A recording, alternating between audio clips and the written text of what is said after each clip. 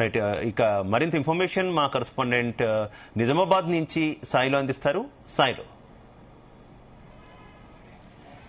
Yes, good evening Shiva.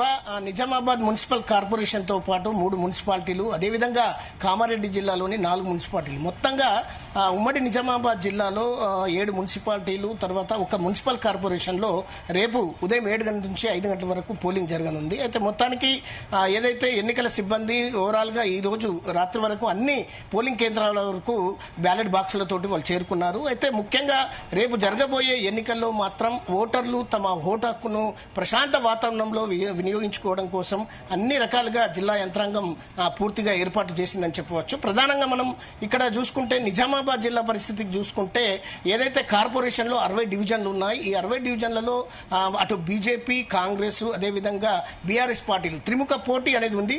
దాంతోపాటు MIM కూడా తీవ్ర స్థాయిలోనే పోటీనిస్తుంది. అయితే ప్రధానంగా గతంలో మనకు ఎంఐఎం ఏదైతే బీఆర్ఎస్ పార్టీ కలిసి 10 ఏళ్లు మేయర్ పీఠాన్ని దక్కించుకుంది. కానీ ఈసారి మాత్రం కాంగ్రెస్ అదేవిధంగా ఎంఐఎం కలిసి ఇక్కడ జతగట్టి 2 పార్టీలు ఇక్కడ మేయర్ పీఠాన్ని దక్కించుకునే అవకాశాలు మనకు మెండుగా కనిపిస్తున్నాయి. అయితే ప్రధానంగా భారతీయ జనతా పార్టీ కూడా తను కూడా తీవ్ర స్థాయిలోనే ఏదైతే పోటీనిస్తుంది, ప్రతి డివిజన్లో కూడా 60 డివిజన్లలో 51 డివిజన్లకు ఆ పోటీలో నిలబెట్టింది. మొత్తానికి ఈ 51 డివిజన్లలో కూడా మ్యాజిక్ ఫిగర్ ను దాటే వరకు ప్రయత్నం చేస్తున్నట్లుగా మనకు కనిపిస్తుంది. అయితే ఈ ద్విముఖ పోటీలో ఎక్కువ స్థానాలు భారతీయ జనతా పార్టీ దాదాపు అయితే సింగిల్ డిజిట్ లో గతంలో ఎక్కువ స్థానాలు గెలిచింది, 28 స్థానాలు గెలిచింది. ఈసారి 28కి ఎక్కువగానే ఆ స్థానాలు గెలిచేందుకు పూర్తి స్థాయిలో ఇక్కడ ఎంపీ అరవింద్ సీరియస్ గా ప్రయత్నాలు చేస్తున్నారు. ఇంకో రకంగా మన కాంగ్రెస్ పార్టీ చూసుకుంటే ఏదైతే 15 నుంచి 20 స్థానాలు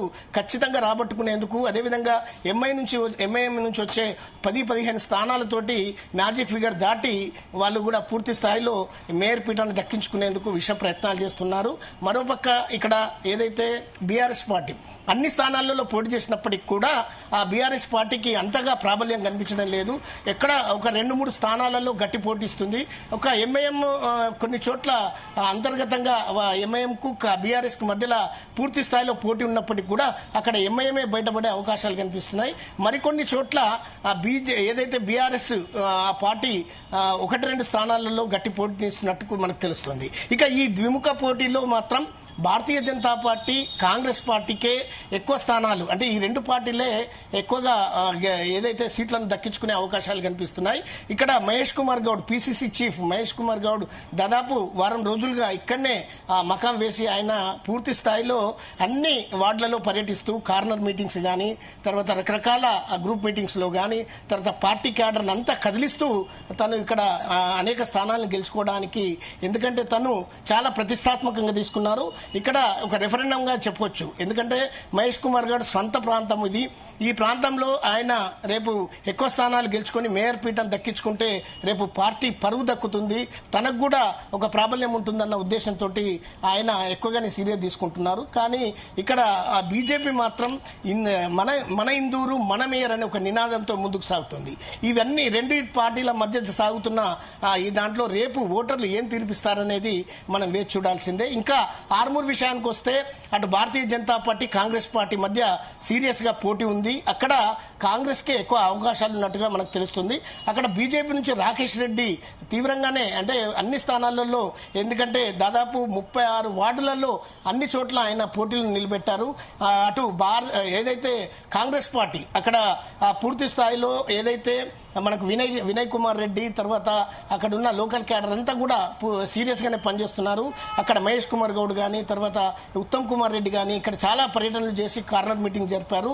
ఇక్కడ రాకేష్ రెడ్డి వర్సెస్ కాంగ్రెస్ మధ్యలో తీవ్ర స్థాయిలో జరుగుతుంది. కానీ కాంగ్రెస్ కే ఎక్కువగా అవకాశాలు ఉన్నట్టు మనకు తెలుస్తుంది. ఇక భీమ్గల్ విషయానికి వస్తే భీమ్గల్ మున్సిపాలిటీలో 12 వార్డులు ఉన్నాయి. ఈ 12 వార్డులలో కూడా ఇప్పుడు బీఆర్ఎస్ పార్టీ ముందంజలో ఉందని చెప్పవచ్చు. అక్కడ కాంగ్రెస్ కు బీఆర్ఎస్ కు మధ్య తీవ్ర స్థాయిలో పోటీ జరుగుతుంది. అక్కడ మాజీ మంత్రి ప్రశాంత్ రెడ్డి అక్కడనే మకాం వేసి అక్కడ చాలా చోట్ల బలమైన అభ్యర్థులను రంగంలోకి దించారు. ఆయన ఎక్కువ స్థానాలను గెలుచుకొని అక్కడ మున్సిపల్ చైర్మన్ పీఠాన్ని దక్కించుకునేందుకు విషయ ప్రయత్నాలు చేస్తున్నారు. ఇక బోధన్ విషయానికి వస్తే బోధన్లో 38 వార్డులు ఉన్నాయి. ఆ 38 వార్డులలో కూడా పూర్తి స్థాయిలో అక్కడ కాంగ్రెస్ పార్టీ తమ అభ్యర్థులను రంగంలోకి దింపింది. అదేవిధంగా ఎంఐఎం పార్టీ అక్కడ బలమైన పోటీనిస్తుంది.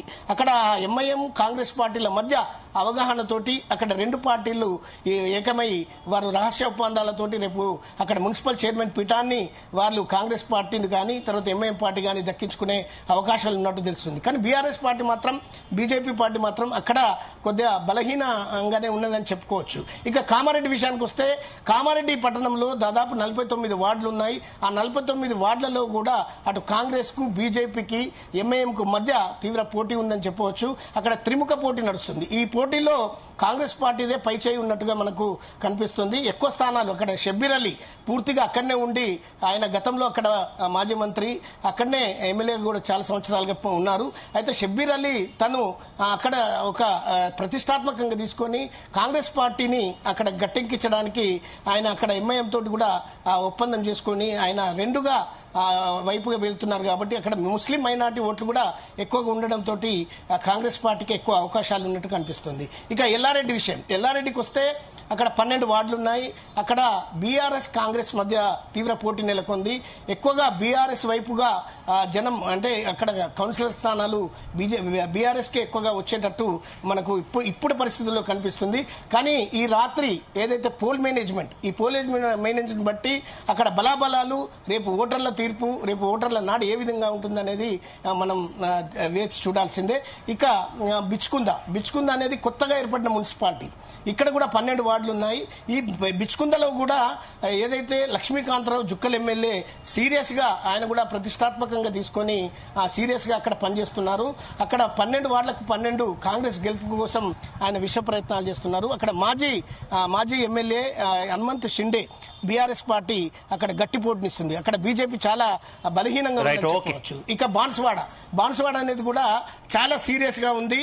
పోచారం శ్రీనివాసరెడ్డి మాజీ స్పీకరు ప్రస్తుత వ్యవసాయ ప్రభుత్వ సలహాదారు తను ఇక్కడ ప్రతిష్టాత్మకంగా తీసుకొని ఇక్కడ ఏదైతే అన్ని వార్డులకు సంబంధించి 19 వార్డులకు సంబంధించి అభ్యర్థులను రంగంలోకి దించారు. ఇక్కడ బీఆర్ఎస్ పార్టీ గట్టి పోటీనిస్తుంది. బాజిరెడ్డి గోవర్ధన్ మాజీ ఎమ్మెల్యే నిజామాబాద్ రూరల్ మాజీ ఎమ్మెల్యే బాజిరెడ్డి గోవర్ధన్ అక్కడ జిల్లా ఇన్ఛార్జిగా ఉన్నారు. ఆయన అక్కడే గతంలో కూడా ఎమ్మెల్యేగా గెలిచిన సందర్భం ఉంది కాబట్టి ఆయనకు ఎక్కువ ప్రాబల్యం ఉంది. ఆ ప్రాంతంలో ఏదైతే మనకు బాజిరెడ్డి గోవర్ధన్ సీరియస్ గా తీసుకొని గట్టి పోటీనిస్తున్నారని చెప్పవచ్చు. కానీ కాంగ్రెస్ కే అక్కడ ఎక్కువగా పాజిటివ్ వే ఉందని చెప్పేసి చెప్పవచ్చు. Okay right thank you. మనం ఒకసారి నల్గొండ జిల్లాకు సంబంధించినటువంటి